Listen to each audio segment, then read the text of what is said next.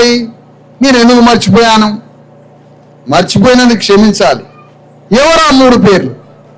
ఈ రాష్ట్ర ముఖ్యమంత్రి రేవంత్ రెడ్డి గారికి,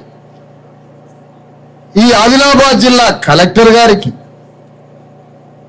ఉట్నూరు ఎంఆర్ఓ గారికి. ఈ 3 మనకి బాధ్యులు. నీకు ఆరోగ్యం బాగలేకపోయినా, నీ బిడ్డ చదవలేకపోయినా, నీ బిడ్డకి స్కూల్ లేకపోయినా, నీకు రోడ్డు లేకపోయినా, మంచినీళ్లు లేకపోయినా, ఇల్లు లేకపోయినా, సర్వానికి బాధ్యుడు రేవంత్ రెడ్డి అనే ముఖ్యమంత్రి. ఆయన ద్వారా, ఆయన ఆదేశాలతో మనకి బాధ్యుడు కలెక్టర్, మనకి బాధ్యుడు ఎంఆర్ఓ. 3 రంగుల జెండా బట్టి నీ పెద్ద కొడుకై వస్తున్నాడు ఆయన. వచ్చిన అమ్మ పెద్ద కొడుకై 3 రంగుల జెండా బట్టి నీ పెద్ద కొడుకై వస్తున్నాడట, నీ బాధలు చూడడానికి, పరిష్కరించడానికి వచ్చిందా నీ పెద్ద కొడుకు. అందుకనే నీ చిన్న కొడుకు అడగడానికి బయలుదేరినమ్మా ఈ ప్రశ్నలన్నీ పట్టుకొని. అన్నని గల్లా పట్టడానికి బయలుదేరింది మీ చిన్న కొడుకు. నేను 3 రంగుల జెండానే, కానీ దాంట్లో అశోకుడి ధర్మచక్రం పట్టుకొని బయలుదేరా నేను.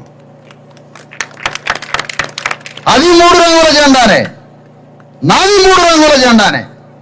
నాది సమానత్వంతో కూడిన బాబాసాహెబ్ అంబేద్కర్ తయారు చేసిన అశోక ధర్మచక్ర సమానత్వ జెండా పట్టుకొని మీ చిన్న కొడుకు బయలుదేరిండు పెద్ద కొడుకు గల్లా బట్టి గుంజడానికి. ఓట్లేయించుకొని నువ్వు మంచినీళ్ళు ఎట్లేవా? ఓట్లేయించుకొని ఈ బిడ్డలకి ఒక స్కూల్ ఎందుకు కట్టేలే? ఓట్లేయించుకొని ఈ బిడ్డలకి ఒక మంచి స్కూల్ లేదు, ఒక హాస్పిటల్ లేదు, ఒక రోడ్డు సౌకర్యం లేదు, ఏమీ లేకుండా రాష్ట్రం మొత్తాన్ని మాయ చేసి ఓట్లేయించుకొని నీ రెడ్డి రాజ్యాన్ని స్థాపించుకున్నావు కదా. మరి మాకు న్యాయం జరగలేదేంటి? ఎందుకు న్యాయం జరగలే? ఎక్కడ జరిగింది నష్టం? ఎక్కడ జరుగుతుంది అవమానం? ఎందుకు బాధ్యుడు కాడు? ఒక ముఖ్యమంత్రి బాధ్యుడు కాడా? ముఖ్యమంత్రి అంటే ఒక తండ్రితో సమానం. ఈ రాష్ట్రంలో ఉన్న 3.5 కోట్ల మందిని బిడ్డల్లాగా చూసుకొని మనకి న్యాయం చేయాల్సినటువంటి ధర్మకర్త, ఒక తండ్రిలాగా మనకి న్యాయం చేయాల్సినటువంటి పెద్దన్న పాత్ర. కానీ ఆ ముఖ్యమంత్రి పీఠం మీద కూర్చున్నప్పుడు నీ చేతిలో ఏ అధికారం ఉందో తెలుసా?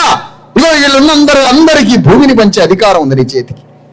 ఇక్కడ ఒక అద్భుతమైన అమెరికా లాంటి చైనాలో ఉన్న ఒక బ్రహ్మాండమైనటువంటి స్కూల్ని కట్టి 1వ తరగతిలో చేర్పిస్తే